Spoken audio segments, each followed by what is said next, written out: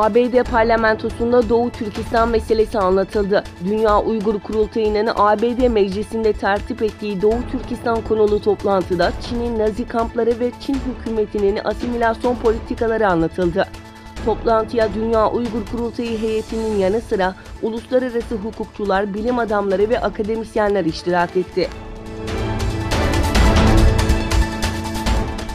Litvanya parlamentosu 18 Mayıs 1944 Kırım Tatar sürgününün soykırım olarak tanınmasına dair kararı 6 Haziran 2019 tarihinde kabul etti. Litvanya Dışişleri Bakanı Linas konuyla ilgili Twitter hesabı üzerinden yaptığı açıklamada, bugün Litvanya parlamentosu Kırım Tatarlarının kitlesel sınır dışı edilmesini totaliter Stalinist rejimin 75 yıl önce işlediği soykırım olarak ilan eden kararını verdi. Litvanya, Kırım Tatarlarının Rusya'nın işgal ettiği Kırım'da haklarını savunmaya devam edecektir diye kaydetti. ABD Savunma Bakanlığı, Avrupa ve NATO'dan sorumlu Müsteşar Yardımcısı Andrei Winternis, Türkiye'nin S-400 alımının F-35 açısından kabul edilemez riskler taşıdığını iddia ederek Ankara'nın bu alımı yapmamasını umduklarını söyledi.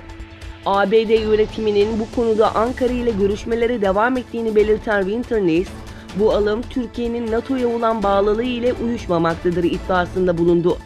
Türkiye'nin S-400'leri alması durumunda ABD'nin ne yapacağı sorusuna yanıt vermekten kaçınan Winternis, Rusya'dan S-400'leri kabul etmeyeceklerini umuyorum diye konuştu. ABD'nin Suudi Arabistan'ın Çin'in yardımıyla balistik füze programını büyük oranda hızlandırdığına dair istihbarat aldığı iddia edildi.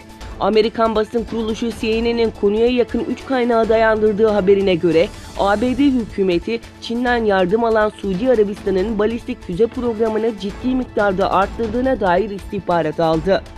Donald Trump yönetiminin en başta bu istihbaratı Kongre'nin önemli üyelerine açıklamadığını kaydeden kaynaklar, bazı Demokrat Kongre üyelerinin bu istihbaratı başka yerlerden duyduğunu ve konunun dışında bırakıldıkları için oldukça sinirlendiklerini belirtti.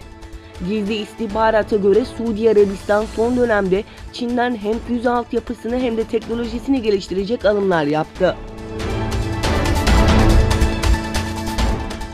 Rusya Devlet Başkanı Putin, Venezuela'ya asker göndermeyi veya orada üs kurmayı planlamadıklarını belirterek, Venezuela'daki Rus askeri uzmanlar daha önce imzalanan sözleşmeler doğrultusunda orada bulunuyorlar dedi. Venezuela konusunda askeri müdahale senaryolarını kınadıklarını vurgulayan Putin, ABD'nin müttefikleri bile askeri müdahaleyi desteklemiyor.